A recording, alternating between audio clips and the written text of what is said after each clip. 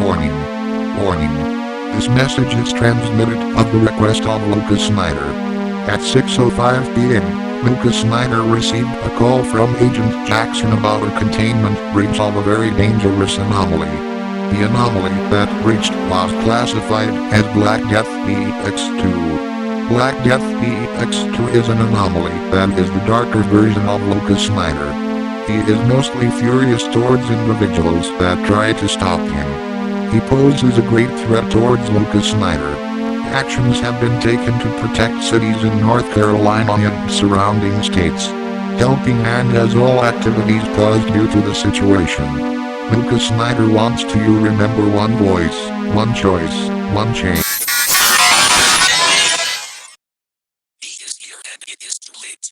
He will destroy him. There is no stop. But if Black Death V.X.2 is defeated, he will return again.